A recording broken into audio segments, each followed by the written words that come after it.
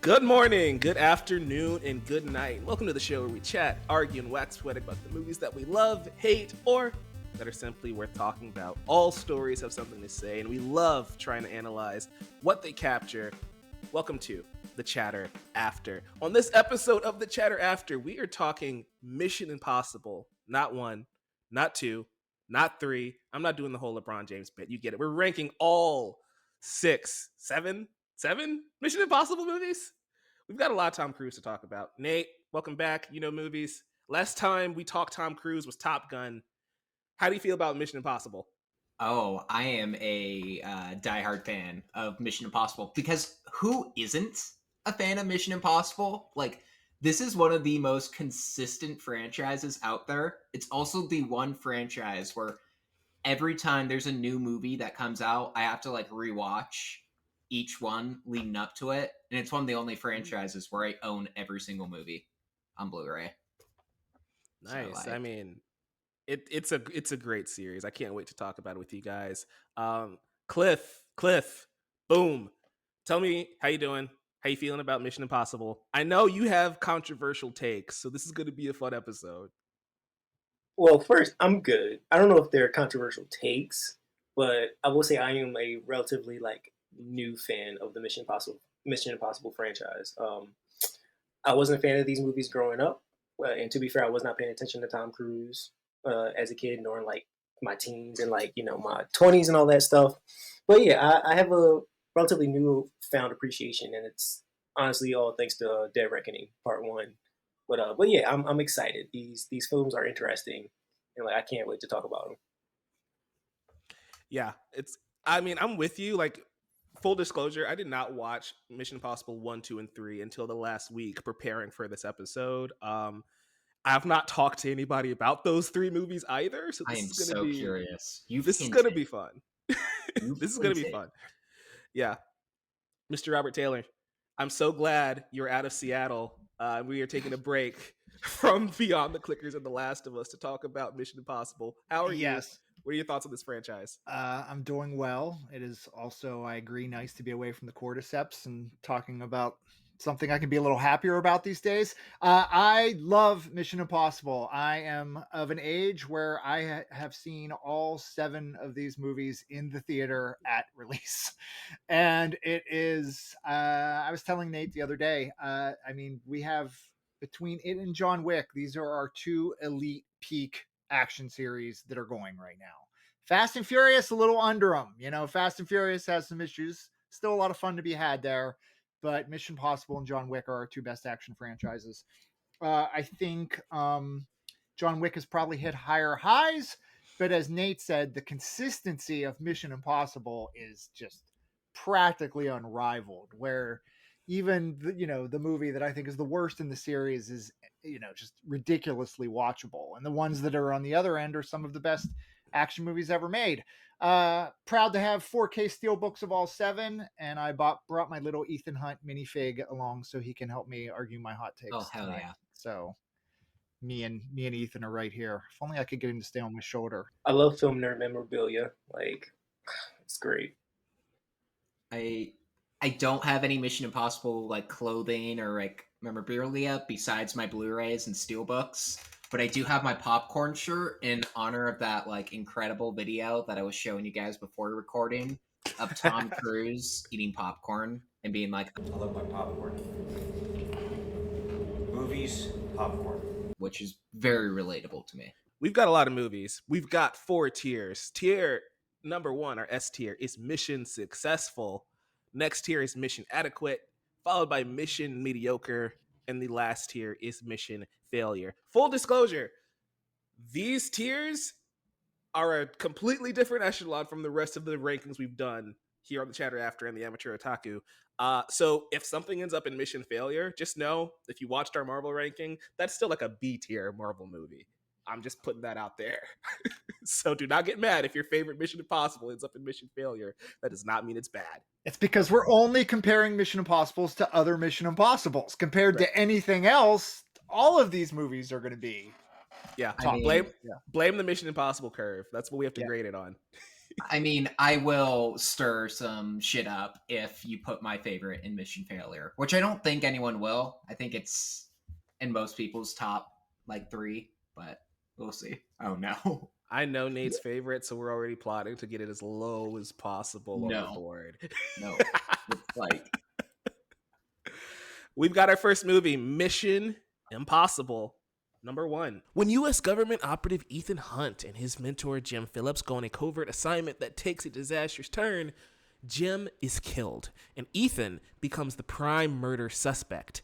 I want to hear you guys' takes, whoever wants to jump in first and talk about Mission Impossible 1, because it's very different from where the series ends up later on, but it's still a really good time. Yeah, I mean, Mission Impossible 1 is, you do have sort of you have this, the movie is still largely defined by like the CIA break-in, which is an absolutely incredible sequence.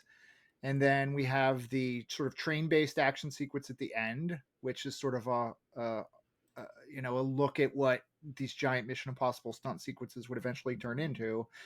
But largely, it's a very different movie. We're still a long way away from these sort of Tom Cruise stunt spectacles we get now. Directed by Brian De Palma, it's very much an old school spy thriller, almost a psychological thriller. It's much more plot driven than later Mission Impossibles would become. And I think if you watch it today, I haven't watched it recently. It sounds like some of you just have, but I think if you watched it today without having seen it or without seeing it in a long time, it probably feels fairly old fashioned, I would guess. Yeah, as somebody who's watched it for the first time within like the last week of this recording, very much so. Like there's a big moment where Ethan has to send an email, guys, and it's like that's so cute. In 2025, going back to like, oh, this is the peak of technology in 1996. It's really funny. But again, as somebody who appreciates older films, I know 1996 is not older films, but like the idea of like going back to an era that's like 30 years ago, it was an enjoyable time. It's not nearly as like action packed and explosive as like these later movies that we're going to get into, but I still had a decent time with it. I will say, I was probably the most bored I was watching Mission Impossible 1 than I was some of the other films. It pulls a lot from like film noir and 70s like political thrillers Yeah. and different genres that De Palma was obviously interested in throughout the 20th century. And it I can tell you, even then, even in 1996, when I was very, very young, but old enough to be going to see action movies, it felt a bit like a throwback thriller. And then when MI2 came out, it was like, oh, now this is a modern day action film. I like, even at its release, the first film felt like a throwback. So today, I mean, absolutely. I quite enjoy the first movie. I mean, it's very just tight and concise. I'm a big fan of Brian De Palma as a filmmaker anyway. It's also written by Robert Town, I David believe. Koepp. I thought it was Town. Oh, it might be Koepp. No, that's Mission Impossible 2. David Okay. Koepp wrote this one. I think Koepp it's just wrote one, very okay. sharp. And I think that whole CIA break-in scene is just like, yes, while it's like small compared to the big bombastic nature of like everything else in this franchise, it is still so like exciting. It still feels so like iconic. No matter how dated it is, like you can instantly remember it compared to like, an action movie that you watch like a month ago in the theaters. Like I couldn't tell you about like most of the action scenes in A Working Man, a movie I enjoyed, but like Mission Impossible, I feel like it's dated in a lot of ways, but it still holds up in like being a really rewatchable and kind of fun movie. Nate, I'm sure Cliff wants to speak, but I want to let you know that we are both right. The original Mission Impossible has a screenplay by Robert Town and David Koepp. Okay. Thank you, fact checkers. Mission Impossible. It's funny because Mike, you mentioned you were -1. I was literally 1 years old when this movie came out, so like I'm still discovering life by this point, right? But yeah, I appreciate the movie because I'm also I would say relatively new fan of Brian De Palma. I started watching a lot of his films a couple years back. Like Body Double being like probably my favorite movie of his and whatnot. So it was really interesting seeing like he went to like kind of the action side of things and whatnot in the '90s a little bit.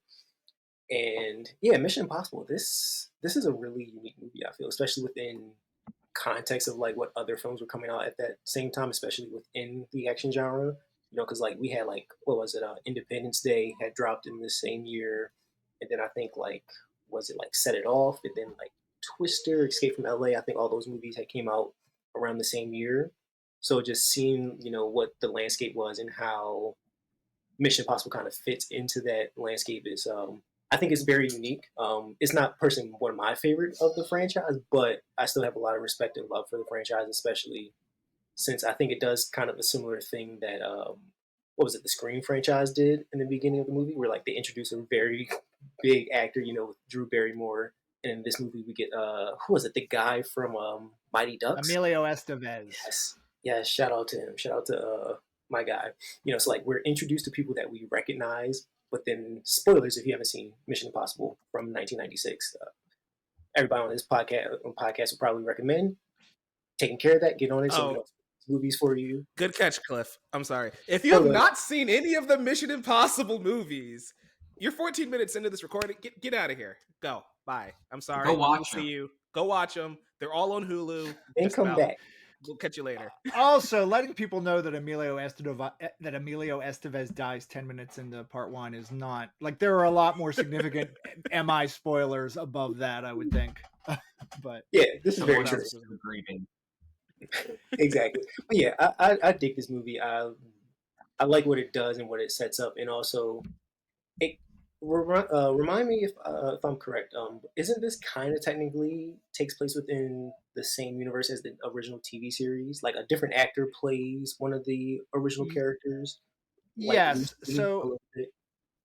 so I can speak to this. It was actually highly controversial at the time. I think it's one of the problems I have with this movie is so of course Mission Impossible started off as a very popular week to week spy TV show in the late 60s, I believe. Somebody Yeah, fact 60s, check that for 70s. me. Yeah. Yeah, And 80s then too. so then there was a revival. Nate is correct. There was a revival series, which I actually remember being on when I was like a kid in like the late 80s that ran for a couple seasons. And the first movie was a continuation of those shows to some extent, except John Voight was playing Jim Phelps, who was played by Peter Graves in the TV show. Jim Phelps is the leader of the IMF team.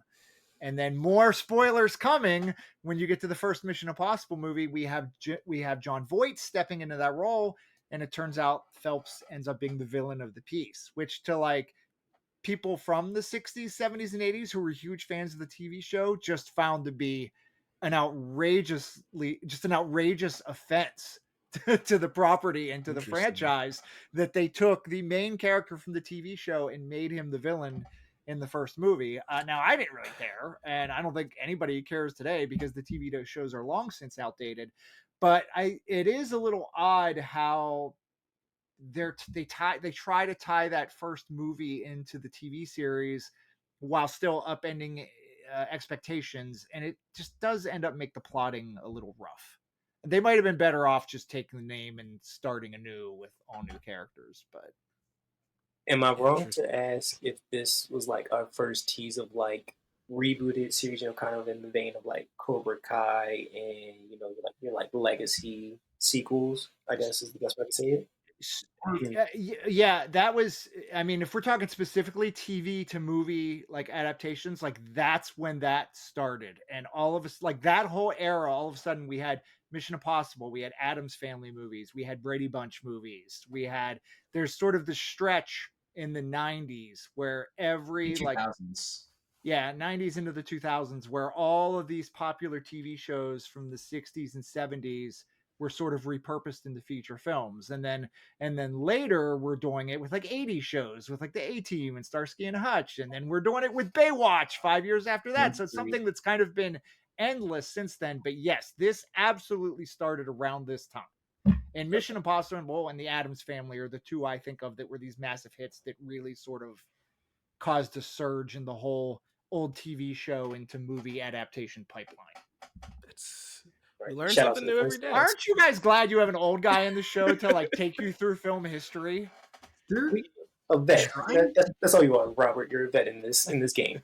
trying to bring that kind of trend back because I know they're doing a Murder She Wrote like movie with like Jamie Lee Curtis.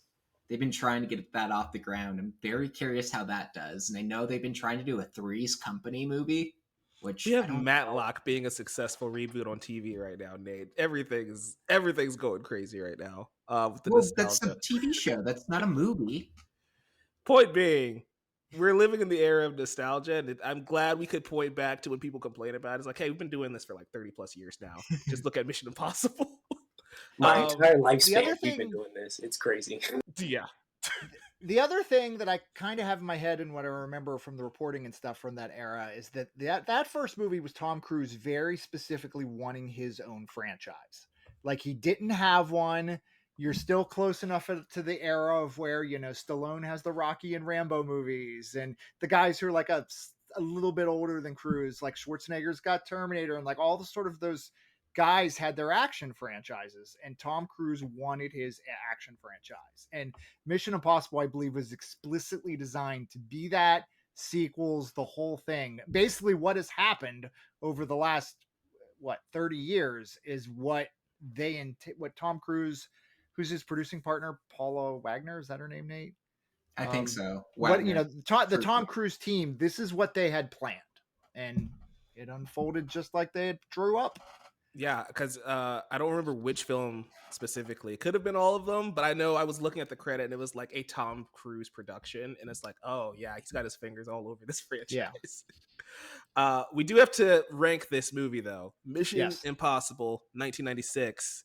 I can say mission adequate. I think it's a pretty decent start to the franchise. I think it sets a nice tone, a nice little palette cleanser for what we're getting into and the kind of wild stunts and storytelling that we get that eventually evolves into, you know, more bombastic and more just overly drawn out action sequences in later movies and all that stuff. And just storytelling, I think, is a little off, but yeah, I think it gets the job done for a good introductory into this franchise. Because you say storytelling, then it's mission mediocre, I think. If we have to use mission mediocre, it's mission mediocre. Because I think it is the most, like, dated in that respect. And the story is...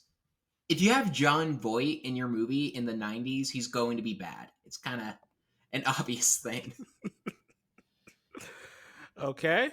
Next to him being a villain in real life, but that's another thing. So I don't want to knock the movie for being outdated, because like we can laugh at the email scene, but I mean that happens with every movie that Yeah. we're still watching 30 years Time should later. not be a factor. Right, and it's You know? actually fun to track technology through the Mission Impossible movies as it's evolved along with the movies. Yeah. However, I do have one big problem with this movie, and I actually have this problem with the first two movies. They're not about a team. Mission Impossible should be about a team. Tom Cruise can be your star, but the IMF force should always be in play as sort of the focus. That does not happen with Mission Impossible 1 and Mission Impossible 2. As Cliff has alluded to, Tom Cruise's team dies in the opening act of this film, and then it's a solo show from there on out. You don't really get the team dynamic that makes these movies special until you get to MI3. So that's a huge demerit on this one for me. Also, I think every other Mission Impossible... I like this movie. I think it is a good movie. But with one exception, I think every other movie that came after it in the series is better. So I would vote for Mission Mediocre. And they all have hotter women as well. They all I have had hotter to. people. Let's put it that way. Yeah. But I don't know, y'all. Did y'all see Luther in this movie? Man, it was spicy. Hey, Yeah. hey, shout out to Ben Grimes. Hey, that's my boy. Yeah, You know, he's great. good looking man. But Oh, yeah. I can understand because with Mission Mediocre, I didn't want to be too mean, but that final like action scene with the train and the helicopter, I know we don't want to Listen, date it, but like visually, it's just like, oh, Cliff, be mean next time. Come on, But, bro. It's a but lot. seriously, but the thing is, Cliff is right. CIA break-in and train finale are still today fucking excellent action Oh, yeah. sequences. Like, Mhm. just excellent. This is a good movie. It's just there are a lot of other better movies we're going to be talking about here real soon. Okay, I'm gonna give my 2 cents. This is my least favorite Mission Impossible movie. I'm sorry. Like Robert was saying, the lack of a team here. Like, I just don't think Ethan's that interesting of a main character in this story. Like, I love Ethan Hunt in the rest of these films, but in this movie specifically, it's just like he's just generic spy guy. And that's ignoring some of like the dated stuff in this film. I can ignore all of that, but Ethan is boring. The story I really don't care about because like you guys were saying, we just nuked his entire team anyway. So it's like any stakes from that point forward, it's just like, okay, I'm just kind of here. I was bored watching this movie. I can't say I was bored watching the rest of these, even the sequel, which has a lot going wrong with it too, but at least it kept my attention for most of it. So I'm in mission failure for Mission Impossible 1, but I am willing to concede and go with Mission Mediocre if that's where everybody else thinks it should land. How about this? It's got Jean Reno in it, and he's barely used. Oh, yeah. That's true. If that deranks the movie. Also, I this mean- is one of Tom Cruise's least interesting haircuts since we're putting it on the scale. Yeah. Bad haircut, but Kittredge is in this movie, and fans begged forever. For decades, we waited for Kittredge to return because he's so great in this movie. Oh, yeah. And it finally happened in Dead Reckoning. But And he's great. I don't think it's Kittredge fair. has to get at least a mediocre. Yeah. Yeah. I'm down. If everybody's cool with mediocre, we will do mediocre. That's cool. Yeah. Cool. I guess Cliff is the one who was pushing for adequate. Just this, is Cliff okay with mediocre? Oh, I'm perfectly fine. We can put this anywhere in mediocre, failure, even. I do not care. It's far better movies in the franchise that's coming up. Mission Impossible 1996 is mission mediocre. We're moving on to its sequel, Mission Impossible 2. This movie came out in the year 2000. Tom Cruise returns in his role as Ethan Hunt. This time, Ethan leads his IMF team on a mission to capture a deadly German virus before it is released by terrorists. His mission is made impossible due to the fact that he is not the only person after samples of the disease. He must also contest with a gang of international terrorists headed by a turned bad former MIF agent who already managed to steal the cure. Cliff, Mission Impossible 2. What are your thoughts? Mission failure. Ooh. And I say this. We had John Woo directing. Why did we not let this man really cook? And I say this as like the biggest hard-boiled fan. I'm just like, something got lost in translation here for me. But outside of all those things, I don't really care for the plot here in this movie. I feel like it's kind of all over the place for me, especially when it comes to the love interest. You know, him, like Ethan, and what was Homegirl's name who plays Vanderway Newton. Vanderway Newton. Yes, Sandy Newton. She plays Naya. I just feel Very like she's attractive. yeah, beautiful. It's Hollywood. Mission Impossible is never going to not have an attractive person on screen, subjectively, depending on how people feel or whatever. But she just kind of feels like a plot device, and I really wanted more from her in this movie, which mileage may vary, I guess, in that opinion. But yeah, this is mission failure for me as a big John Woo fan.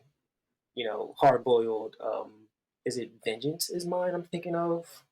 I can't think of that movie at the moment, but Two-Face also came out around a little bit after that. And I'm just like, I've seen what this man can do. Y'all did not. I don't know if it was studio interference or whatever, but y'all didn't let this man cook the way he usually does.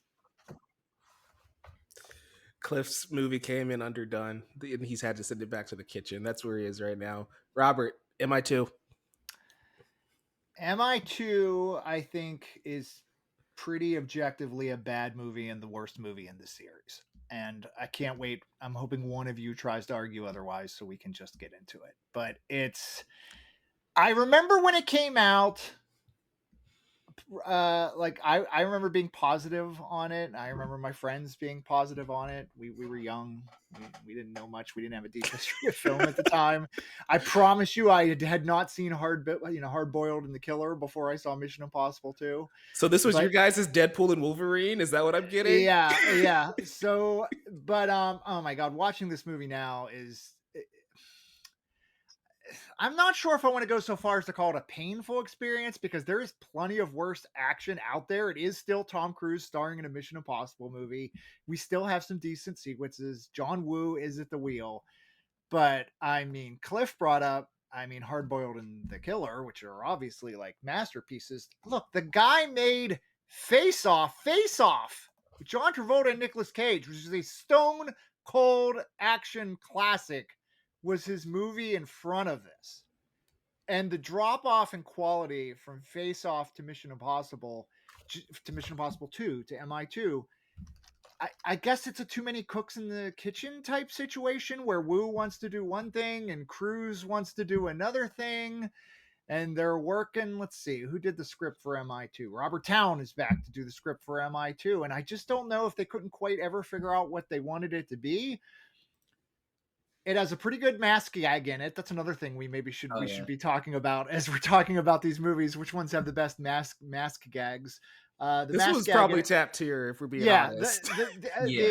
I'll take a detour from Cliff. I actually really like Thandie Newton in this movie. I think she's give what she has to work with. She does a lot with it. And I actually consider her one of the better Mission Impossible sort of love interest / heroine, non-team members, but we'll say like Ethan Hunt love interest.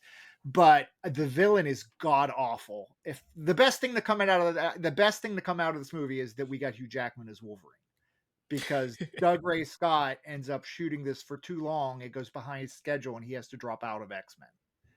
And Hugh Jackman ends up jumping in at the last minute to take on Wolverine. So we can thank that's MI2's probably biggest contribution to society. I don't know what runs through Doug Ray Scott's mind in the evening when he's pouring himself a cocktail and thinking about these things. He's not good in this movie. I don't know if it's his fault. I don't know if it's the script's fault. I don't know if it's Wu's fault, but it's a really piss poor villain, and it's just the story isn't that interesting. It perks up a little bit at the end when have people injecting themselves with the with the serum and stuff. It gets a little bit, picks up a little bit in its final act, but I mean, this is all the way bottom tier mission failure to me.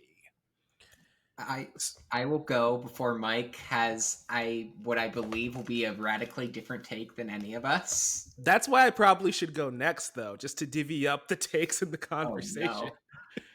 So I'm gonna just again, I watched this for the very first time within like the last 7 days, and watching any story about like world-ending viruses and cures in a post-pandemic world, it's just a radically different experience, I think, than what you guys probably did when you first saw this movie. That doesn't make the villain good, but it does at least make it more interesting and make it hit close to home a little bit more, probably, than in 2000. I will say, I don't disagree with anything you guys have said. I will say this, though. John Woo at least made this movie interesting. And I view it in a similar sense of like Multiverse of Madness, where like if anybody but Sam Raimi made that movie's awful. But like Raimi made that movie interesting, and John Woo made Mission Impossible 2 at least watchable. Even if it's in a corny popcorn flick sort of way, like we see Tom Cruise just like doing yoga on a mountain, like scaling a cliff. It is the most ridiculous thing you will ever see, and it's still got a vibe to it though. He gets his message, he flicks the sunglasses to the screen and they explode. It's like, hey, we're at least trying something here. Whereas in the first movie, it did kind of just feel like generic action movie for me. This one is bad action movie, but at least it's trying to do something unique. And top 5 Tom Cruise hair, probably top 3 Tom Cruise hair for me of the films. Probably top 2. Yeah, it's top 4. It's glorious. I mean, it's great. This is probably the one movie where he actually cared about how he looked. And yeah, every other movie in the future, he's too busy doing so many stunts to really care, to not really focus on like luxurious hair at this point. It's glorious, guys. This movie is still not good. Like, I'm fine with putting in mission failure, but like if I were to rank these two, one is mission failure, this is mission mediocre, but it's splitting hairs here. Nate, tell me why I'm wrong. It's mission failure. Look, for the longest time, I was pretty confident in saying this is like the one bad Mission Impossible movie. I don't think, like, at the same time, I was just rewatching this movie before recording. It's a fun movie at times. It's just not very good. It's also the horniest movie of the bunch. I mean, Well, on your scale, that means it should go up, right? Because you're ranking by hotness. but I To be mean, Nate's the plot. supporter. Yeah, sorry. Go ahead now. I'll finish after. The whole plot is just so, to me, it's so stupid. I mean, I know what you're saying because it's about the man-made virus and that connects, but I'm like, I don't know. The hair. I didn't say it was good. Don't get it twisted. I did not say that plot was good. I just said that it hit closer to home than it probably did 25 years ago, to be clear. But the villain is definitely the weakest of the bunch. I think stunt-wise, this is also the weakest. I think the only thing holding this up is the hair, and I really like that mask thing. But this is mission failure for sure. I mean, Hair and mask gag. yeah. I have a couple responses to things that Mike said. One, I think Mike knows that I love Doctor Strange and the Multiverse of Madness, and I think he's throwing that out there just to try to twist my arm a little bit I'm and sorry. get him on his side. Which it's a fair point, except Sam Raimi's crushing Doctor Strange a lot more than John Woo is crushing Mission Impossible. Although you do make a good point. It's not a good movie. It approaches being a watchable movie, and it's because, hey, John Woo made a Mission Impossible movie. And in the first, the longest time in this franchise, that was the appeal of each one, because we had it up until Rogue Nation, up until part 5, we had a different director for every single installment. And it was a wildly different director with different interests and entirely different tonal capabilities for every different installment. And back during the release of the first 4, that was the most interesting thing about these movies, is like, what is a John Woo Mission Impossible going to look like? What is a J.J. Abrams Mission Impossible going to look like? That, and a lot of, as much as I, love the Christopher McQuarrie ones, which we're going to get into, I do kind of miss that aspect of these. And if you are going to fire up MI2 in the year of our Lord 2025, that's the best reason, just to see how, batshit a John Woo Mission Impossible looks like. It just, it's at the bottom of the MI tier rankings, and it's way down John Woo's rankings, like way and down. Tom Cruise rankings. Well, actually, no, The Mummy exists. I don't know. I guess for me, again, coming into this franchise with movie 4, with Ghost Protocol being my first Mission Impossible movie, I see Mission Impossible 2 as like, hey, we're still trying to figure out what this franchise is. Because going off of, again, the first movie, I just went on about how I think Ethan Hunt is a very boring character in that. And in Mission Impossible 2, it does at least feel like they're trying to write him as a lead action star, right? Like, he's very put together. He's got the love interest that he's like romancing, and I can see the makings of an action star with Tom Cruise, like in MI2, whereas the first film is just kind of like, you can slide any actor in this role and I don't care. But like Tom Cruise's charm kind of shines in MI2 a bit more for me. That's why I keep saying it's more interesting. It's not better by any stretch. There's still a lot wrong with this film. And again, the same argument I made before, like Luther's around, whatever, but this is not a team-based movie. There's not really a team here. And by not having a team,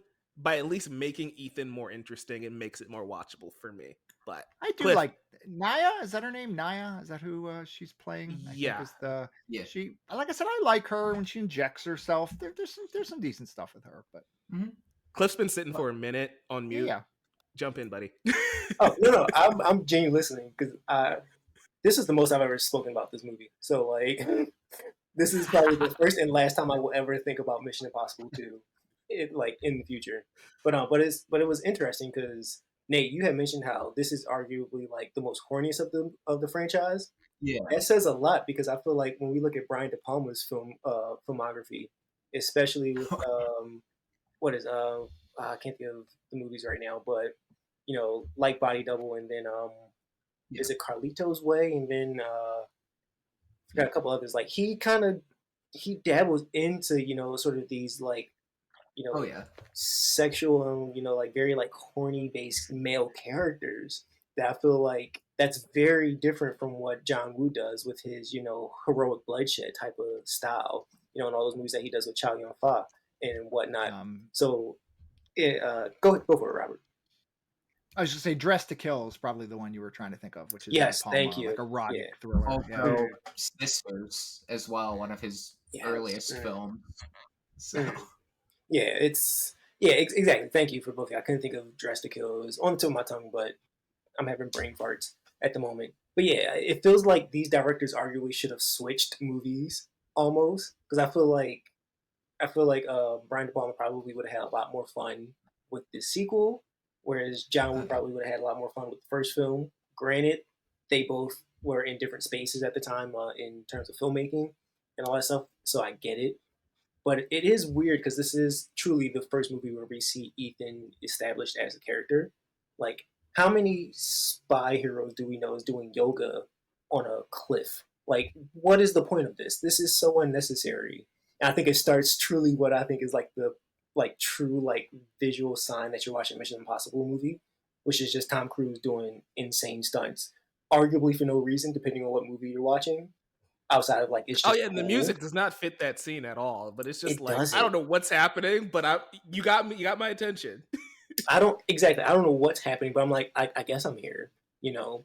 And it's interesting. It's also like in again, I always like to compare movies or like look perspective wise to like the other movies that were surrounding them in that year that they came out. And we had like Pitch Black, we had Romeo Must Die, and all these other action movies where these characters kind of shine. We saw, and I think for Tom Cruise, he was still trying to figure out what exactly works for him within this franchise and as a action star and what that looks like for him. And I think this one just kind of missed the mark, unfortunately. So, I assume mission failure from everybody on the panel. yeah, mission failure. It's, I All the mean, way down. if we have to put Mission abort. any of these movies in mission failure, Not it's mission mission. abort. Yeah. Oh God. Mission failure it is. Well, Mission Impossible 3, directed by J.J. Abrams. This came out in 2006. Retired from active duty and training recruits for the IMF, Agent Ethan Hunt faces his toughest foe yet in Owen Davian, played by Philip Seymour Hoffman, funny enough. An international broker of arms and information who is as cunning as he is ruthless. Robert, you go first. Thoughts in my three. Yeah, I'm glad I get to go first because if I was going to fight for one today, it would be this one. I think it's the most underrated film in the franchise. Mike, I think you just made a very good point where you said Mission Impossible 1 and 2 still they feel like movies where they're trying to figure out what the Mission Impossible movie franchise even is. Yeah. MI3 is where they start to correctly figure that out. Yeah. We have a team at play for the first time where it's not action star Tom Cruise, it's action star Tom Cruise with a real team of IMF agents around him. We have Simon Pegg joining the franchise as Benji Dunn. He's only in for, I think, 2 quick scenes, but we're starting to pick up pieces that will become so important to this franchise later on. The stunts are getting bigger at this point. They haven't gone supernova yet, but this is becoming more of a summer stunt spectacle at this point. I find the plotting very smart. We have the best villain in the franchise as Philip Seymour Hoffman as what's his name? Owen Davian, I think. Yeah, something along those lines. Yeah. My big complaint about Mission Impossible 3 is it needs more Philip Seymour Hoffman. Like he does so much with so little. He's really not in it that much, but he's so threatening. I mean, we shouldn't be surprised. He's one of the greatest actors any of us have ever seen. But he's so threatening and he's so malicious, and yet he's so cool while being those things. It's so much fun to watch while being utterly despicable. And we start to give, we're giving Ethan a personal life in this movie. We're starting to make Ethan Hunt a real character. He's engaged now. He has a little bit of a backstory we're getting into. It's I just feel like MI3 is where this series starts to come together. I think everything that happens after it, I'm not going to say it's a result of this movie, but I think it starts with this movie. Their continuity starts to take effect here, not just with Simon Pegg, but J.J. Abrams is going to go on to produce, and Bad Robot's going to produce the next few installments after this. So we get some continuity in the franchise. And that is why, for me, I have this one firmly in A tier. Or what's our A tier called? Mission adequate. That's our second tier is mission adequate. Okay, well, mission adequate then. I'm just gonna jump in and say that I watched this movie 30 minutes before we went live for the first time. Oh yeah. So you're getting fresh takes on Mission Impossible 3. This movie rocks, you guys. I loved this movie. I could see you still glowing, Mike. It's a 4-star movie. I want to put this in mission successful because of everything you just said of like, hey, we found the identity. Is this the best Mission Impossible? Probably not. So I can live with mission adequate. But like they figured it out. They got him a team. They made Ethan an interesting character. We had some cool stunts. We have the best villain. This is everything I want out of a Mission Impossible movie. Like when Simon Pegg shows up for the first time, I immediately knew like, oh, this is when it gets good. This is the good one. I'm in for a ride. Yeah, I am 100% in on Mission Impossible 3. I think from here on out, all of them are honestly on equal footing for me. Like this, I don't think this movie's like severely worse than any of the next ones. Like that's how much I enjoyed Mission Impossible 3. Listen, I'm not going to have anything from here on out in the bottom two tiers. They are all going to be in the top 2 tiers for me from the here on out. It's just a matter of where to place them. But I don't think we can go top tier just because I think there are still a lot of movies to come that are even better than this one. So again, we're looking at the MI curve. Yeah, so I can live with adequate. Nate, you look like you're itching to jump in though. I think, this movie's great. To me, it's kind of like, and Robert, we were just talking Fast and Furious. It kind of feels like the Fast 5 of the Mission franchise, where it's like, this is where it's finally getting like truly, truly great.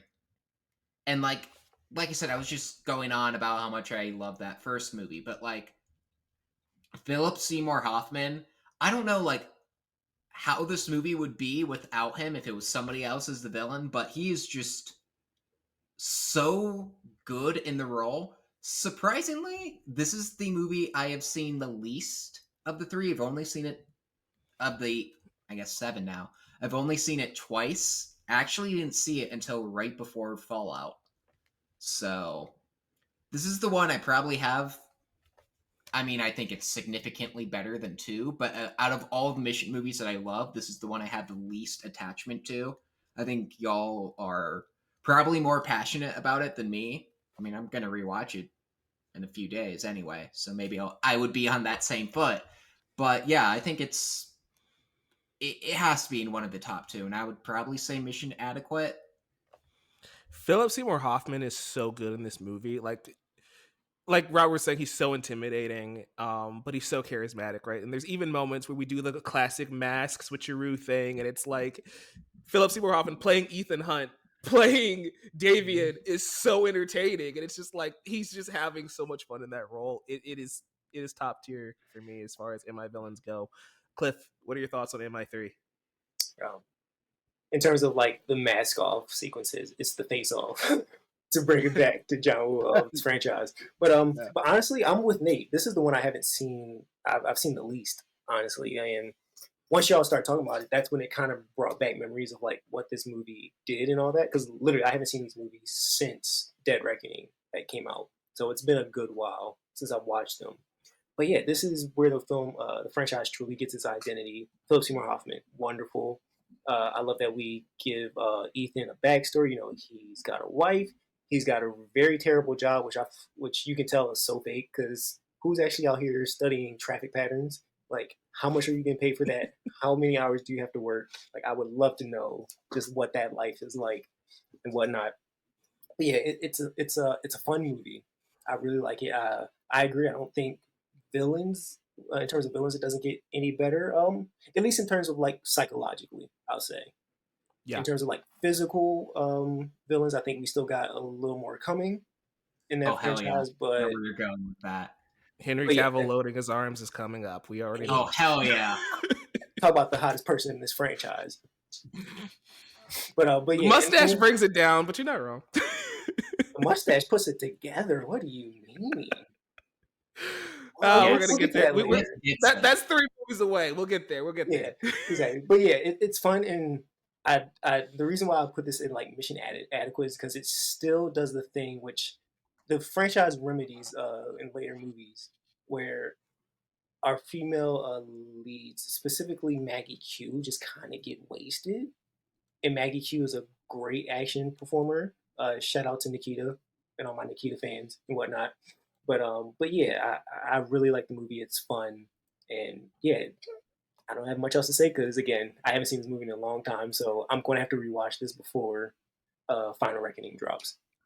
This movie is one thing. Whenever I have to defend J.J. Abrams, which I do on some occasions, I do too. he's excellent at casting. I mean, he always nails casting so perfectly in these movies. And as Cliff just mentioned, Maggie Q is excellent in this movie. She's like the first like sort of MIT member past Luther who like, oh yeah, she's cool and interesting. And we've super fans have been waiting 20 years for her to come back. She's so good in this movie. Michelle Monaghan's really good in this movie. Billy Crudup's in this movie. Carrie Russell is excellent in this movie in her little opening scene, which turns very creepy once little bombs are exploding in her head. But yeah, it's just a really well cast, fun movie with sort of a colorful cast of spy characters that you want to see in a Mission Impossible movie, and it's not just Tom Cruise. And Lawrence Fishburne is in this as well. Like, there you go, no less than Lawrence Fishburne. And to piggyback off of Robert, I think this movie also has what I call the J.J. Abrams effect, where he just kind of comes into an established franchise and kind of gives it some new life.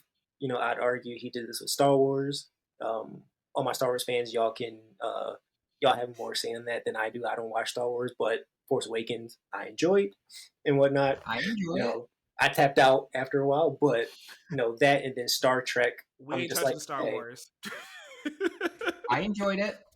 I'm not gonna lie. Which is very understandable. But yeah, he had that, and then he did Star Trek reboot, which I think is pretty fun. I enjoy those movies. I enjoy For the most part. So it just feels like when he kind of steps in, he kind of gives just enough adrenaline for this franchise to keep going, and then he kind of just like dips and then let someone else come in and take over. He's not a closer, but he can come in and toss for the first 4 innings, Yeah. Put you in a good spot. Man.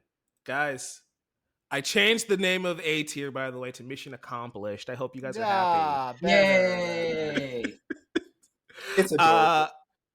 Yeah. Mission Impossible 3 is mission accomplished. Yeah.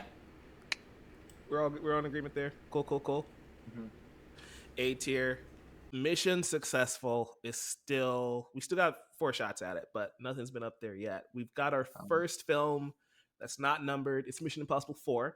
Mission Impossible Ghost Protocol.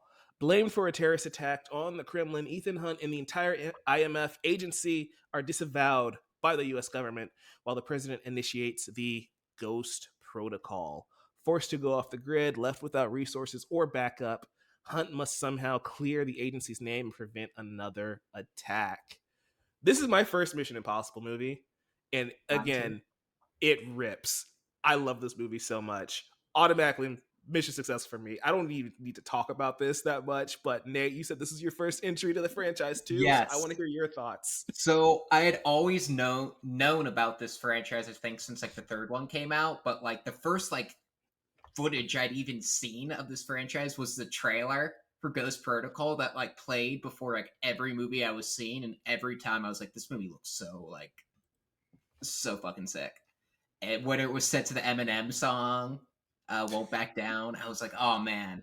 And yeah, this movie is just excellent when he's climbing the skyscraper. It's also Brad Bird going from animation so smoothly into making like an action movie while still kind of bringing like a kind of, I don't know how to like describe it, but like some of it feels still kind of like The Incredibles a little bit. Like he brings some of that nature into this. It's hard to describe it, but yeah, I just think this movie is excellent. I don't know if the villain is as strong as some of the other ones, but still, I mean, I just think this movie's just a blast. And it is so rewatchable, especially compared. These movies just get longer and longer. As much as I love them, this one might be the most rewatchable of them, just because it's just so fast paced and just so like electric. Like I love this movie, so I would It's say so, Mission successful. it's so much fun, and it goes back to what Robert was saying earlier of like we got a team for Ethan, so he has characters to actually bounce off of, and that in turn makes Ethan a more interesting person. But Yeah. them being on the run and having limited resources adds a level of stakes to every single thing that they do. So even if the stunts in this movie aren't as extravagant as some of the sequels after this, the fact that That's pretty true. there's no coming back from this just kind of adds to that a little bit. And Ethan's hair is still great in this movie. I'm Oh gonna yeah. say. Robert, Cliff, when do you jump in? Okay, so this is easily my second favorite Mission Impossible movie. I absolutely adore Ghost Protocol. Absolutely, top two, Tom Cruise, Ethan on hair in this. This and Mission Impossible 2 are the ones that we'd be battling out for best Ethan hair. Listen, one of my favorite things, and something that I start to have a problem with in the more recent Mission Impossibles, but I like to see the IMF team outsmarting and outthinking their opponents. I don't want them winning just because of the big stunts they're doing or whatever Tom Cruise is jumping off of. Yeah. I want to see them using gadgets and their own technology and their own brains and their own wits to outsmart the villains of these movies. And Ghost Protocol, I think, is absolutely the one that does this the best. I mean, they do a scene where it's just Ethan and Benji sneaking down a hallway. That's literally the scene. Two people sneaking down a hallway with some big fake projection screen in front of them. That's the that scene. Is like, that's the TV show. I mean, I saw some episodes of that show, the 80s version when I was a kid, and like absorbed some of it through osmosis. And that's what IMF is supposed to be about. And, you know, the whole hotel room switcheroo and them trying, this whole movie is them trying to get the drop on their enemies by being clever. And I mean, the opening of this movie is we have to get Ethan out of prison. He's just chilling in prison. It's like Benji hacks through the prison, controlling the cameras, and it's just like we drill out, and it's just so fun. Kremlin opening, the prison escape, absolute S tier Mission Impossible action sequence. Like the fuse lighting, we should be ranking Light the Fuses and the fuse lighting going into the opening credits. That absolute fucking S tier in Ghost Protocol. My boy Jeremy Renner as William Brandt. I love Brandt. He gets introduced in this movie. He's just as much fun as Luther and Benji are. This is the first one that I think really perfects the team. You have all those guys, and you have Paula Patton, who's really good in this. This is the Mission Impossible with really the first perfect team where there are no weak links. I also have a personal connection to this movie. We had the Ghost Protocol came sometime between 3 and Ghost Protocol is when my wife and I started a family and had a couple of baby daughters. And there were some years there where there wasn't much movie going because we had very, very young babies and toddlers at the house. I would still be getting to the movies as much as possible, but it was really hard to get my wife out of the house because we had young kids at home. And I just remember Ghost Protocol was one of the first times we were able to get like babysitters and like I talked her into like a full date night movie night. And we saw, to this day, I saw Mission Impossible Ghost Protocol and the Steven Spielberg film War Horse back to back at the theater. It's like, all right, we got babysitters. We got the night out for date night. We're doing 2 movies. And it was War Horse, which is probably bottom tier Spielberg, Nate.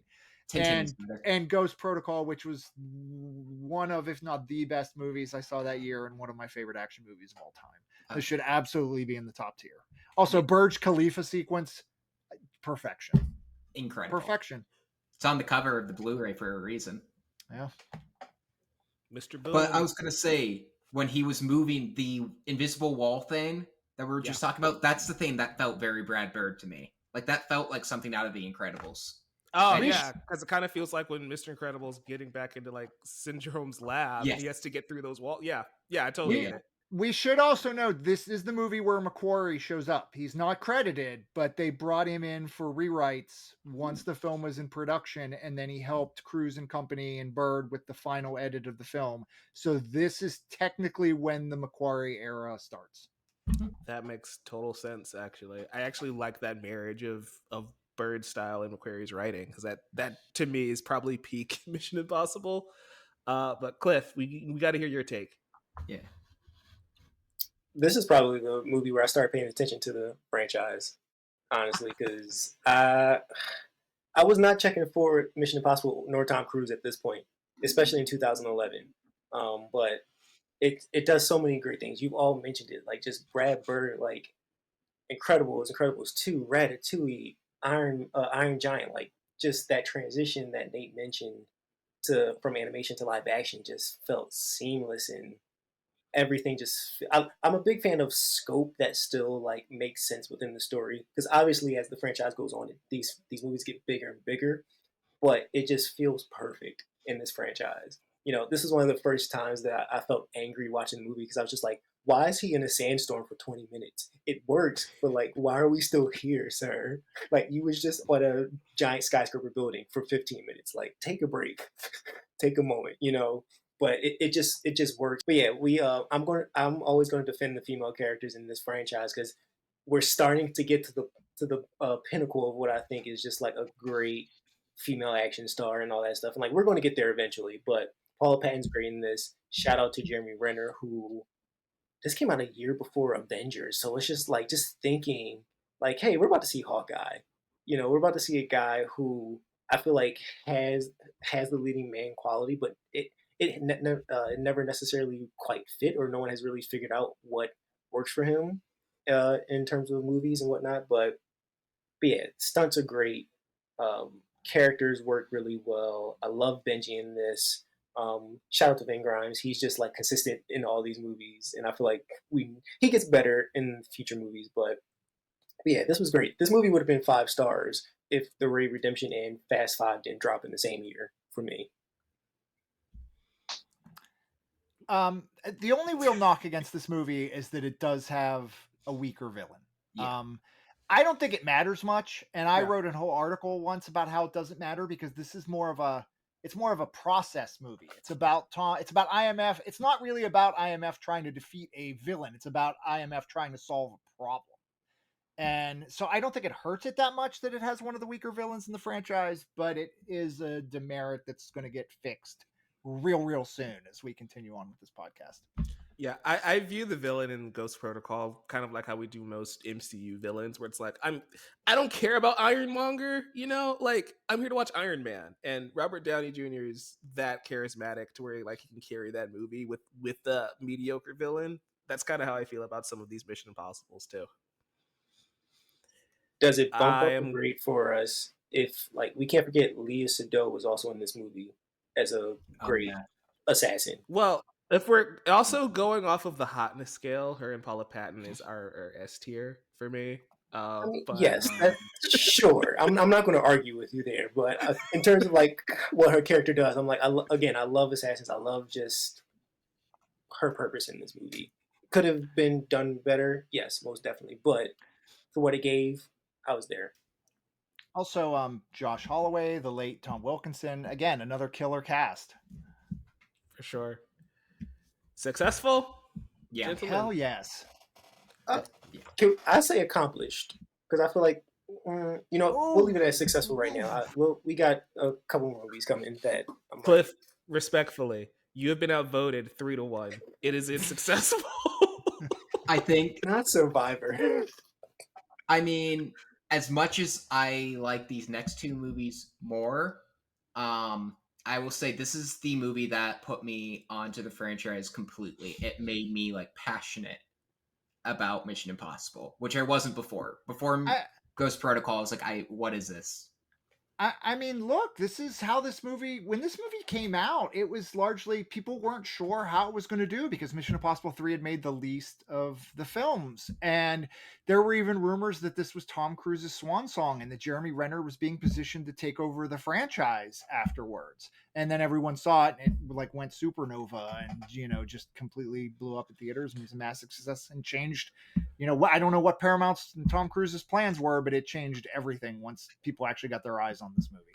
Jeremy Renner has such an interesting career. Like, he was supposed to be the successor to Mission Impossible and the Bourne franchise. Yep. That is so interesting. And neither of them really worked out that way. But he's an Avenger, so hey, good for him. This would have killed on the app, though. RIP. Up next, Mission Impossible 5, Rogue Nation. This one came out in, what was it, 2015? 2015. Yeah, and this July was 31st. I don't know why I remember the exact date, but I do. I was about to say, was this a big day for you? Is there a story that we need to unpack here, Nate? No, I just remember that it was supposed to come out like Christmas, like the same week as Star Wars, and they pushed it up and they announced it in like March. They're like, oh, we're moving it all the way up to the summer, and here's the trailer. And I remember watching the clip of Tom Cruise hanging on the plane with my friend. We're like, oh, hell yeah, July 31st. Can't come soon enough. This is the moment where I started to worry about Tom Cruise's safety as he started making these because of him hanging out of that airplane. Mission Impossible Rogue Nation is also the start of the Christopher McQuarrie era. Officially him in the director's chair. In this movie, with the IMF now disbanded, Ethan Hunt out in the cold, a new threat called the Syndicate soon emerges. This also introduces our first new character, Rebecca Ferguson joins the franchise here, right? I'm pretty sure. I got really excited. You got Nate. I'm No, just gonna get let you talk excited. first. Go, Nate. Yeah. Go. Go. No, you clearly have something to say. I mean, maybe even rivals like Ethan Hunt. Like, she is, to me, I'm still a little pissed off with some of the decisions they took that character, but like Rebecca Ferguson is the one character who I think matches Tom Cruise's like badassery. And I mean, just the introduction to her when she's at the opera with the yellow dress and the sniper rifle, like, just did things for me. I'm not gonna go too into it, but like, we have an idea. Don't worry, we have an idea. Mike, Nate said yellow dress, so you owe me $100. oh, Damn it! Oh no! I was so close. We tried to avoid it. Bet about it. We'll talk. Nate, how does it feel that they know you that well that they're betting on what you say? I don't know whether to feel like good about it or scared, but you feel good about it, Nate. Okay, good. Does anybody want to pick up after the yellow dress comment because it's stalled out there? Any thoughts? Cliff definitely does. Cliff definitely does. Yeah. This was the start of, that director and actor pairing that just works every time. Tom and Christopher McQuarrie, your Ryan Coogler and Michael B. Jordan. Your for all us film nerds on here, that Akira Kurosawa and Toshio Mifune combination, just two actors, one director, and one, two artists who just understand how to work well together and whatnot. And this is the start of their magic, and it's great. Rebecca Ferguson is great in this movie. That entire theater sequence. I love when movies are able to tell great action and great storytelling in very small locations. Like, we're using the theater seats, we're using backstage, we're using, high rails, we're using music. Everything just works in sync in this movie for me with those characters. And I'm with you, Nate. Whenever we talk about characters who deserve spinoffs, I'm mad Rebecca Ferguson didn't get a spinoff in this franchise at all. Like, she could have been doing so many things. There's so many other threats in this universe. Maybe she goes to stop other syndicate personnel or members and whatnot.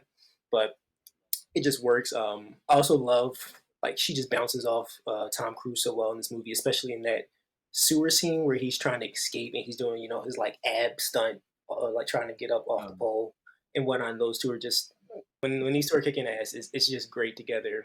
And I think it really just shows the beauty of what they were able to do with Rebecca Ferguson and how she eventually becomes like a main like staple for the rest of this franchise. And I'm with Nate in some regard where they kind of do some stuff with her that I understand why people don't like it, but in terms of like just great action star, she's great in the movie.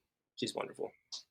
Rogue Nation is my favorite Mission Impossible movie and absolutely the peak of this franchise.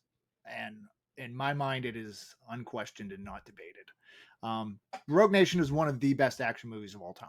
Period. It takes everything that we loved about Ghost Protocol, all those good things we just said about Ghost Protocol, are ported over into this movie.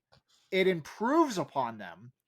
It hugely upgrades the villain from the somewhat weak villain in Ghost Protocol to Sean Harris's Solomon Lane, who is the second best villain, I think, in this franchise.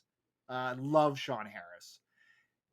And brings us Rebecca Ferguson as as Ilsa Faust, the second best character in this franchise. Everything I love about the series, everything I find invigorating and amazing and enthralling about the series is operating at peak form in Rogue Nation. I also think it's the first one that really nails the underrated comedy aspect of the Mission Impossible movies. And I can point out a couple of small moments. There's a bunch of them. Actually, I can point out 3 small moments, but there's a bunch of them in this film. The first one is during the opening airplane scene where Tom's hanging off the side of the airplane. We're trying to steal some sort of crate. I forget what's even on it. Some sort of doomsday gas or bombs or something, but Cruise is going to get in this airplane. And there's that shot right before we light the fuse where Cruise has strapped himself into this payload and is going to jump and parachute out of the plane, he straps himself in this payload, and the bad guys give him a look like, "What are you doing, bro?" And Ethan Hunt just gives this look that's just like, "We're doing this," and he pulls the ripcord, and we light the fuse and we kick in the credits. That's amazing. Second moment is when we get to the record store. Iconic. We can talk about the do you choose this mission sequences where Ethan Hunt always has to get set up on the mission. Record store in Rogue Nation is by far the best. Yeah. And when the record store clerk basically, recognizes his name and says, I'm not gonna have the dialogue exact, but she basically says, "You're him." And she's like, "All those stories can't be true, are they?" And Cruise just gives like this knowing smile. It's like, and they start to weave a sort of mythology into these movies where it's like Ethan can't believe he's alive either. And this is the movie where Ethan Hunt essentially begins to reach a mythic status, within he's becoming the Baba Yaga. Yeah, he's becoming the Baba Yaga and reaching this mythic status within the Mission Impossible universe. And they touch on this repeatedly in the movie in ways that are funny and clever. And it's just my last one is there's this little moment that's so great. It's in the car chase before the water vault sequence where Brandt and Luther are in a car together and they're looking for Ethan. I forget what city they're in, but they're looking for Ethan Hunt. And Ethan Hunt and Benji are escaping in a separate car, and they accidentally smash into each other. Literally, the two cars just smash into each other.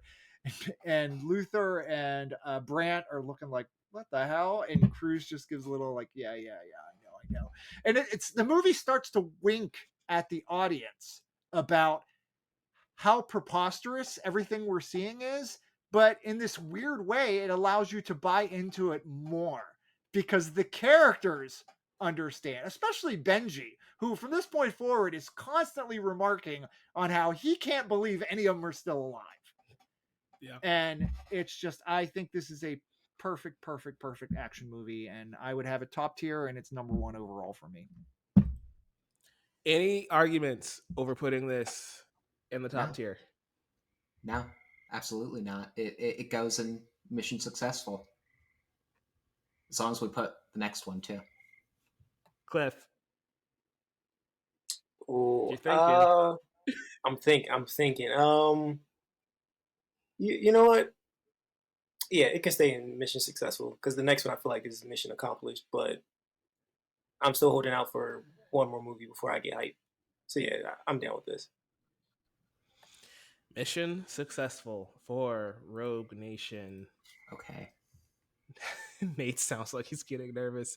Nate looks tense. I can't believe Rogue Nation is 10 years old this year. Oh my gosh. It does not feel like it was that long ago. That's Also, why I can I remember say- the day. It feels like the last year. It feels like 5 years ago. Speaking of which, you know what else? My personal connection to Rogue Nation is it's the first one I saw at a critic screening. It was the first one where I was working in this industry and was on a media list and got to see it early. That was the first one. Nice. I Awesome. remember why I know the date now. Because it was my cousin, a relative's wedding, and so my mom and sister had already left up for Michigan, and then my dad and I went and saw it, and we were like, that was sick, that was great. And then next day we drove up to Michigan, and like for the whole 3-hour car ride, we just talked all about that movie. I was like, I don't need to see any other movie this year. He's like, I don't care. He's like, that movie rocked. Then he saw Sicario, and he was like, that was like the greatest movie I ever saw. And I was like, yeah, that was pretty great. Anyways, but that's why I remember it, because it was good times with Dad. That's a surprisingly wholesome story, Nate. I'm impressed. Next movie on the list, 2018's Mission Impossible Fallout. Ethan Hunt and the IMF team join forces with CIA assassin August Walker to prevent a disaster of epic proportions. Nate, I'm going to let you talk about this one. This is your favorite one. You just go. Yeah. To me, this is the first movie. So I have a scale of modern action movies that I compare them to, like, does it give me that rush, like, and I see the poster or the book behind you for Mad Max Fury Road. There's an action movie that comes around like every few years that I don't know if it's like as innovative as those movies, but it gives me that rush of adrenaline. And for me, Fallout was like, I remember before that movie came out, I'm like, there's no way they could top Rogue Nation. There is no possible way. But they somehow did. And everything from that Halo jump sequence is just unbelievably good. I remember like sweating. I was pouring in sweat during that fight with Benji at the ending where I thought Benji was gonna die. And I was like, they better not. And I remember breathing like the biggest sigh of relief when he lived. I think Henry Cavill, and I'm gonna say something that's gonna get the Snyder Bros all angry. This is Henry Cavill's best role. Like, he is... I'm watching out for the grenades they're throwing our way. He is perfect at this. And I think this is like the best use of him. Because, yes, is it obvious that his character is going to be the bad guy? Yeah, obviously. But, like, he is so good at playing, like, this asshole agent that is still so badass. And the physicality.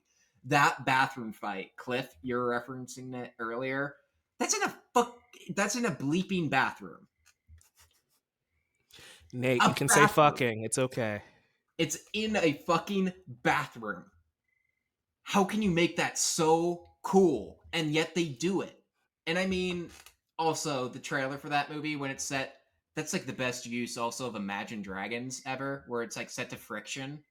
The only good use of Imagine Dragons, if we're being completely honest. Yeah, honestly, yeah. Well, except Arcane, but we'll have to talk to Mike about that another time. But that just... I love this movie so much. And I just look back at the rush I had when seeing that and going into the movie. Because like Robert, I adore Rogue Nation. And I just kept thinking, like, I remember when they're announcing, like, all the characters that were coming back, I'm like, this movie's going to be stuffed. I'm like, there's no way they can top Rogue Nation. And yet they somehow did. I think it has a heart when they bring back Michelle Monaghan, and it's not just like, oh, we're gonna get back together. Like, no, she has a new boyfriend. She's just like, oh, hey, how is Ethan? I think that's a great use. I love this movie. Okay, I could go on all day about my love of this movie, but I'll leave it there. And it has Rebecca Ferguson again, and she doesn't die also. So Every Mission Impossible movie where Rebecca Ferguson doesn't die is one of my favorites, I will say. Man, oh man. Mission Impossible Fallout. Great movie. I have so much fun with this movie, primarily because of Henry Cavill. I've been every year. This man, I just need him to have a win, and this is the closest I feel we get to him being at his best. You know, Yeah. especially in a post. What's the other spy movie with Army Hammer? Oh, can't think of Man from Uncle. I'm just like he works great as a spy, but I personally think he's wonderful as Superman. You know, okay, all the Snyder Bros. I gave y'all one. You know, but I'm immediately gonna take it away. Don't not oh, worry. I know, but like I think Henry Cavill is at his best when he plays villains. It feels like he has a lot more to chew on, and again, he's another actor where I don't know why he's not an action star. Maybe it's something he might not want to do. I don't know. I haven't really looked into, why it hasn't really worked. But again, that bathroom fight scene is stuck in my head.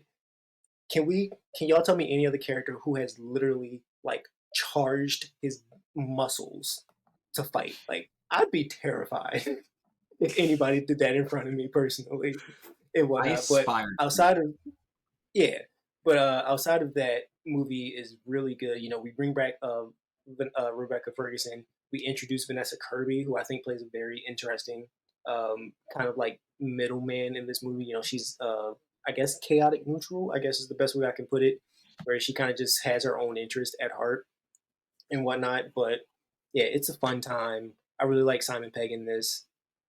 Excuse me, but it's still not my favorite movie yet. We still got one more to get to, but so far, Fallout was the movie I was like, okay, I'm on board. Whatever y'all do after this, I'm in. So I mentioned, let me stick this up front. Mission Impossible Fallout is a great action movie.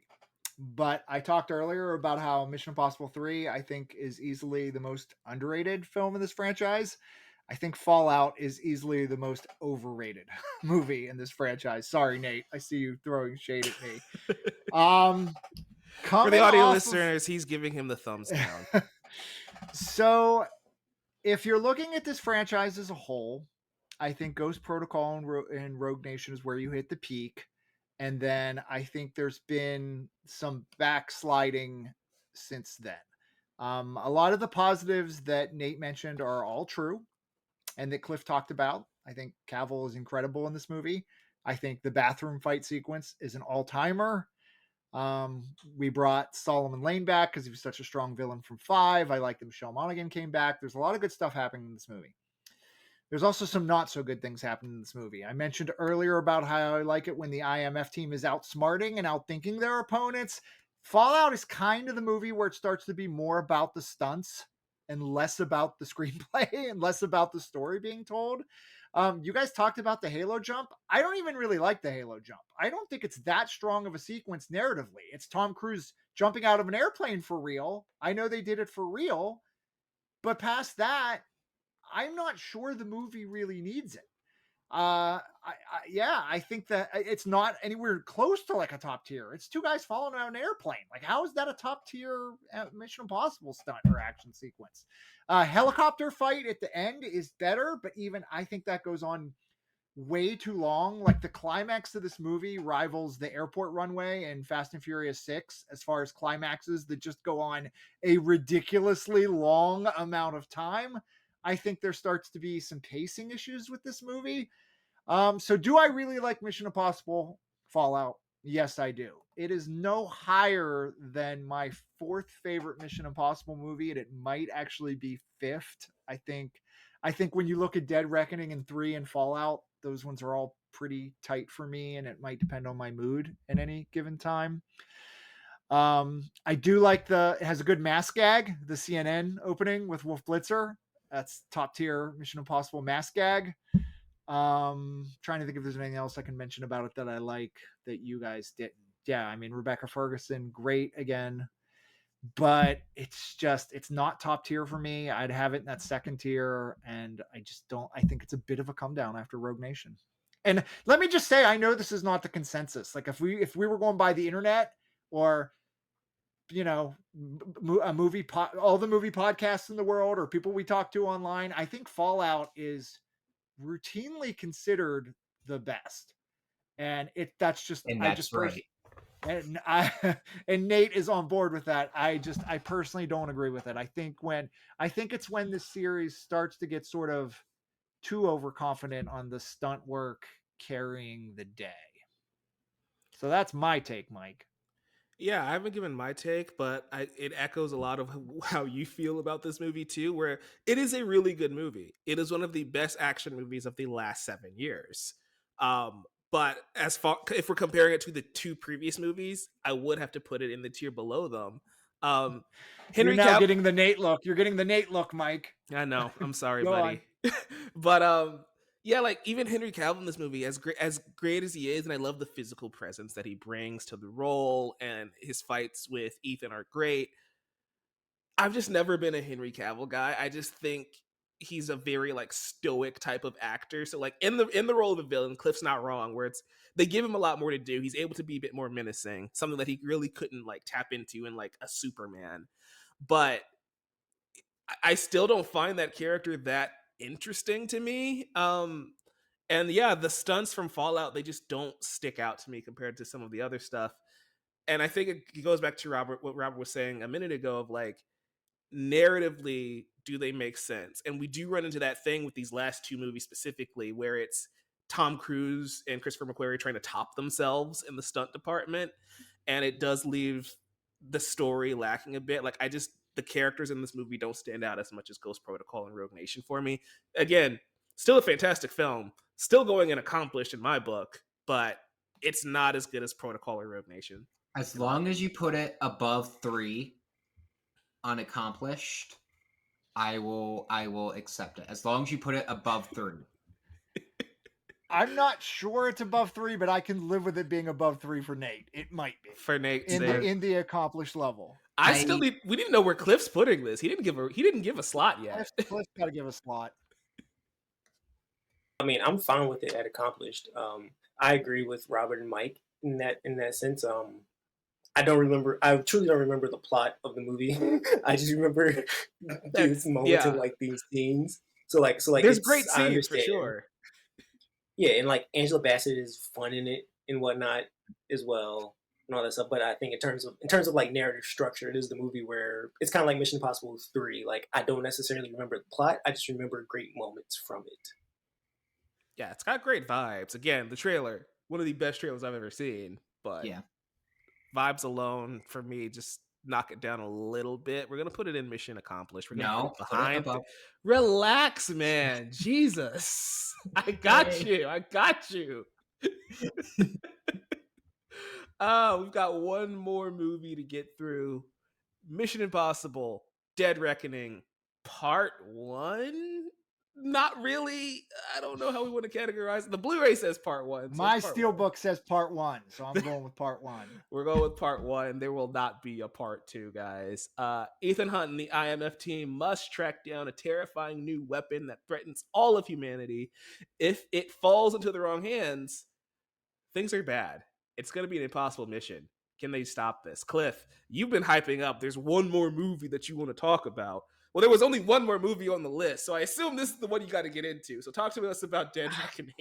Oh, we're starting with me. I was hoping to go last because I feel like I No. might be in the minority, but that's fine. Go. This is a 5-star movie for me for so many reasons. I remember sitting in the theater watching this, and I was just like, "Am I a true Mission Impossible fan?" Because this is bonkers for me, And I understand what Robert had mentioned before, like these movies kind of start relying on stunts, but I don't know why, but for me, this movie just works. I love everything about it. I love the pacing. I love that each scene just kind of sets up the next one. It just feels like we're heading towards doom. Like nothing feels like happy in this franchise. It's also kind of, the start of the send off for me as well. And I just love every action beat. I love the characters. This feels like, for me, Vin Grimes and Simon Pegg are at their best, especially in that airport scene where they're trying to defuse a bomb while also helping Ethan, you know, uh, get that second crucifix key from that one guy, and then Haley Atwell just kind of gets tossed into this. And I really love characters like her, and arguably, characters like Mr. Nobody, who you can say probably have no true meaning in the movie, but I love a variable that's just tossed into films and still can add some kind of impact to it. I would say and whatnot. But I love this movie. That final train sequence still has me like sitting at the edge of my seat every time I think about it. Shout out to the Uncharted 2 video game fans. It's just a beautiful moment. I'm also a big fan of train sequences, which is why that first movie kind of is lower ranked for me, because I was just like, we've seen better both before and after. In terms of just like how movies use train sequences and all that stuff, it's really That's great. so interesting, huh? Yeah, it's weird how my mind thinks, honestly, when it comes to this movie. But and I don't want to take up too much time of talking about this, but I really love how biblical this movie kind of gets. It feels like, I get it. It's a artificial intelligence. We've seen it multiple times. It's very stupid and whatnot. We've seen it done multiple times before, but it just works for me. And I love that like Gabriel's character kind of comes back, which feels like some slight retconning to me a little bit, because I don't remember them introducing this his character or doing flashbacks in other movies. If they did, I Because they probably just didn't. forgot. Yeah, thank you. No, you You didn't. know, You didn't okay, forget. cool. I He's was like, not in okay, them. okay, cool. So I'm not alone in this. But he kind of feels like Gabriel, the archangel, like the messenger of God, and it's like, hey, this is the end. So now Ethan just has to go balls to the walls in terms of stunts, and I'm like, y'all set up in the sequel that this man has to go to a submarine. So if he is not in a submarine with a bunch of cameras and whatnot, I'm gonna be angry. But yeah, I like this movie. This works for me. I have a great time watching it. So for me, this is mission surpassed. Honestly, this is number one for me. Fascinating. Robert, I'm going to you next. I'll just start with it. If Cliff was a true super fan, he would know it's a cruciform key, not a crucifix key. But that's okay, Cliff. Thank you. No, see, It's I told you, I'm brand new to this franchise. I've been a Mission Impossible hater for years. Okay, they just I think once again this is a pretty damn great Mission Impossible movie. I don't think it belongs in the top tier. We still have a lot of those problems we have in Fallout. We're past the peak of Rogue Nation and Ghost Protocol. Plotting here is a big problem. The entity, I don't think, works particularly well as a villain. At the time, it seems timely. Like, oh, Ethan's fighting AI. We're all fighting AI right now. One sec. But Robert, did you know that Joe Biden watched this movie? There was a report, and he said, "Oh damn, we got to do something about AI." So This is it could be true. him. sounds like a Joe you should Biden watch thing to do. iRobot. Like, sir, we've been onto this. You late. But just narratively, I don't think this one is nearly as tight as the other ones we have in the top tier. We have that Mission Impossible problem where we have that Fallout problem where it's just so reliant on the stunts at this point that the story is getting lost a little bit in the shuffle. They do Ilsa real dirty. I'll let Nate talk about that a little more when he goes. I am not spoiled on Final Reckoning. I am an Ilsa truther and still hoping that's just a ruse and we haven't seen the last of her. But so we'll see. I don't know. But if she is indeed dead and gone, I don't love the way it's handled. I will say Cliff is correct about the Uncharted 2 inspired train sequence at the end, which is a top 3 action sequence in the entire franchise, possibly. And a big reason that I still rate this movie as highly as I do is because the entire last act, and especially the dangling train sequence, is just absolutely insane in the best of ways. That is just top tier action filmmaking.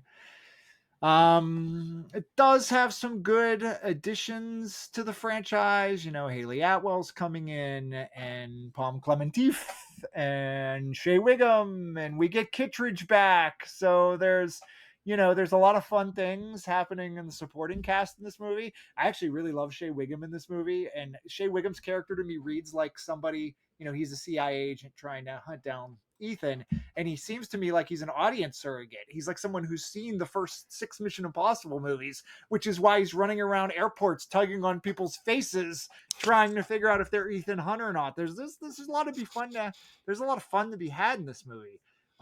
It's only half a story. We run into that part 1 problem where it's like 2.5 hours plus long, and we're only getting half a story. Not my favorite way to absorb these movies, but that's what they decided to roll with this one-time 2-parter. So second tier for me. I might like it better than Fallout. I mean, honestly, like I said, 3, Fallout and Dead Reckoning it's tough for me to rank those 3.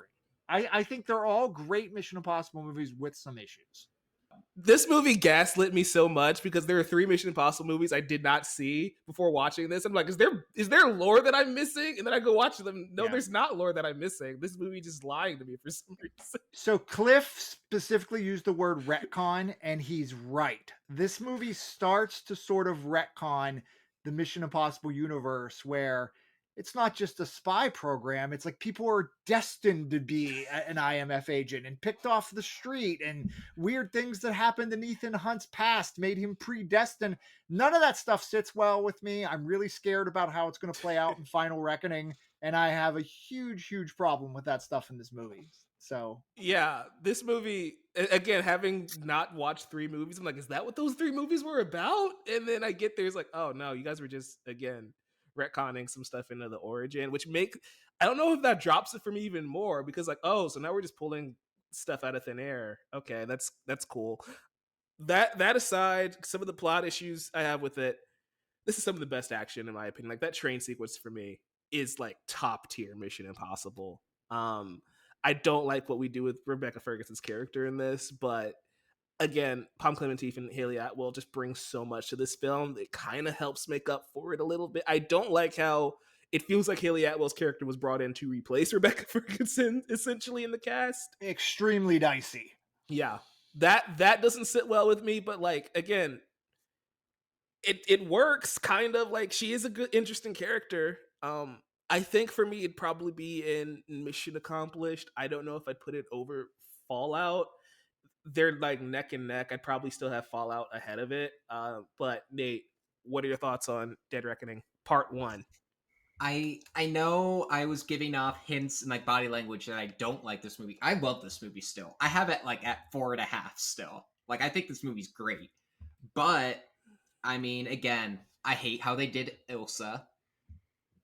That just made me so like mad and frustrated. And I'm like, you can't do that. I don't think I've audibly groaned that hard in a theater in a while. And I watched The Flash. No, I cried. I didn't groan. I wasn't like I was just devastated. Spy MILF. Anyway, that's not getting cut. That's staying in. I hope you're ready for that. Okay, yeah, sure. But I mean, the whole third act with the train is just so incredible. Starting with that, like as soon as he rides that motorcycle off the cliff, like incredible. I just realized I said cliff, and then cliff is right below me. I was just like, oh yeah, what is the word? And I was like, oh yeah, cliff. It's great having my name. Nate needs a nap.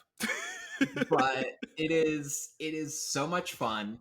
I love even the car chase when they're in the little, is it a Fiat? It's like a tiny European car. Yeah, that is like super fun. It feels almost like a Buster Keaton kind of like gag. Like they play it like Robert, you were saying, like they have like a jokey sensibility, these later movies. Yeah. And this movie, as much as it gets like dark, I feel like that was like light, but still had stakes to it.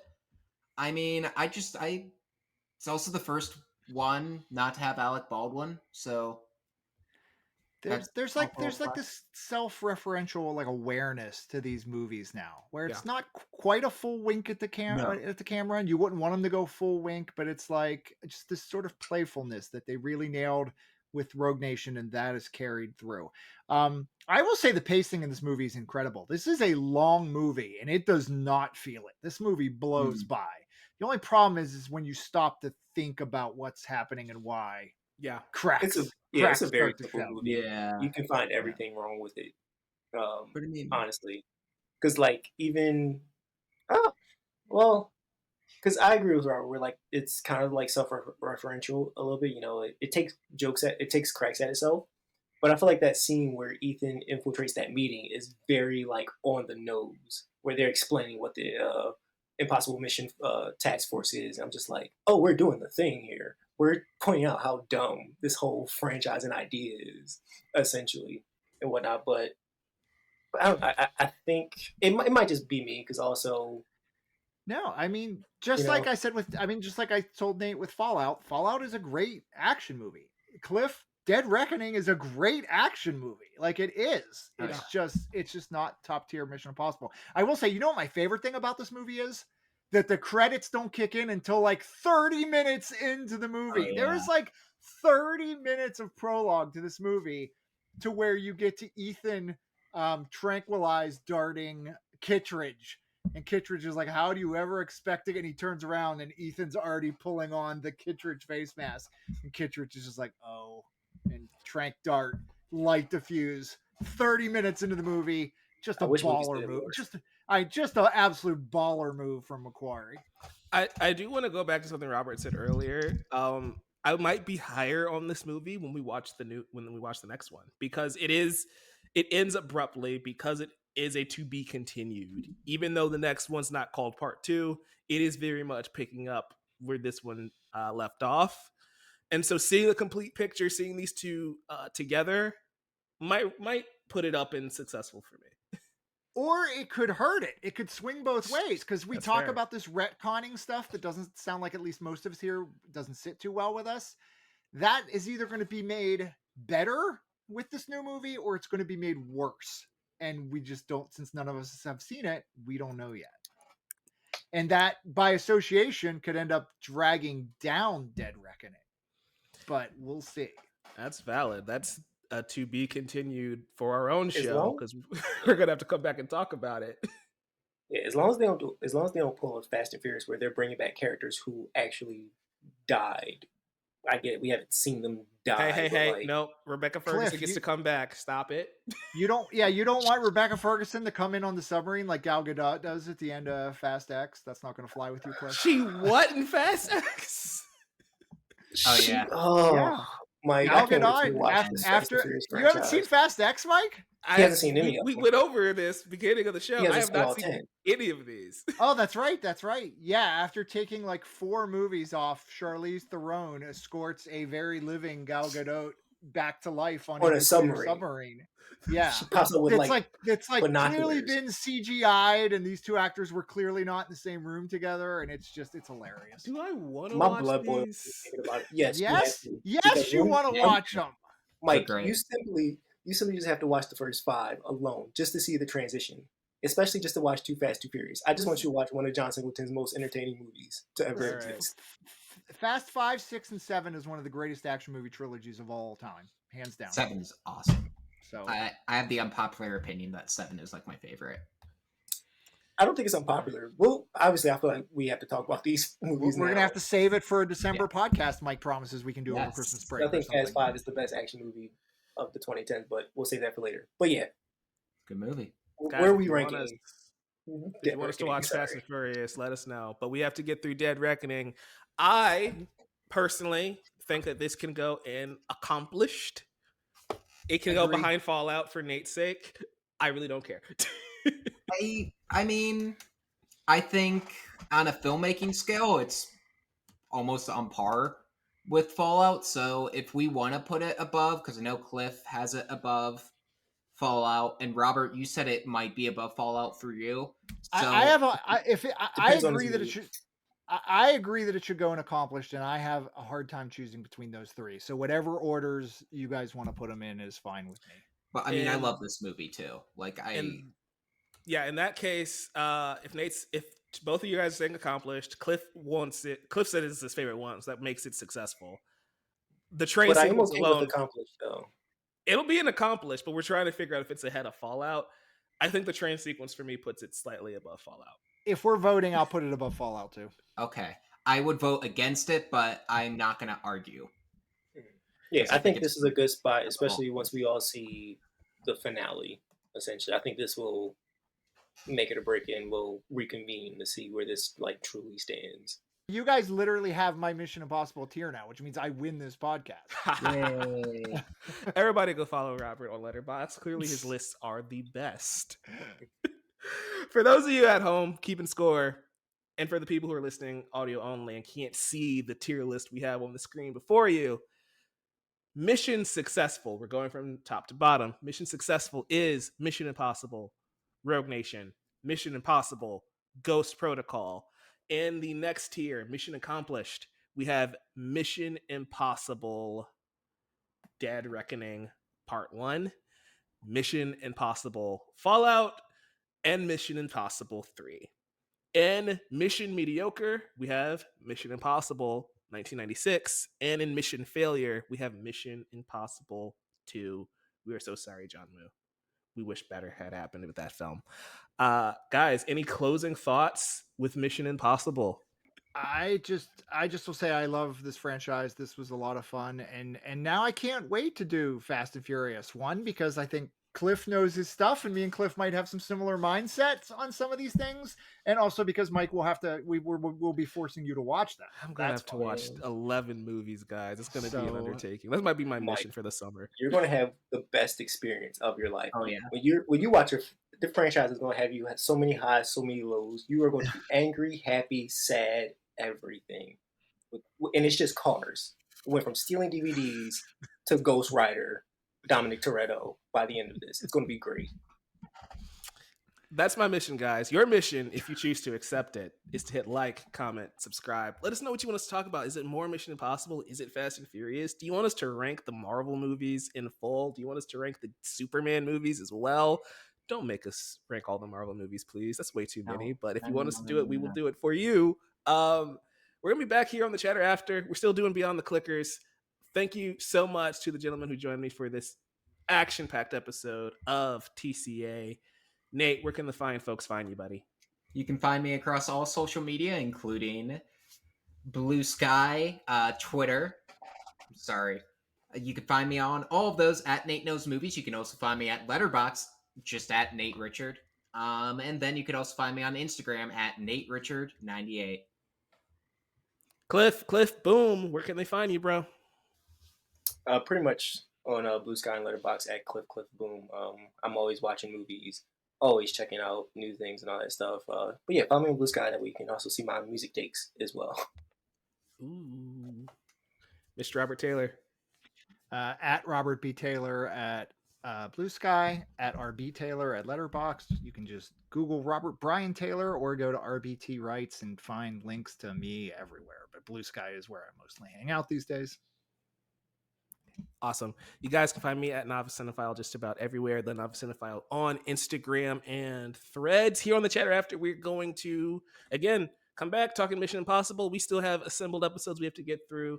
We still have The Last of Us. By the time you're watching this, we might be headed towards the finale and the post show where we talk about all the spoilers, game spoilers and all for The Last of Us Season 2. It's been a ride. We've got so much here for you, though. Make sure you like, comment, subscribe so you don't miss a thing, and we will see you next time. And remember, keep watching movies. Peace.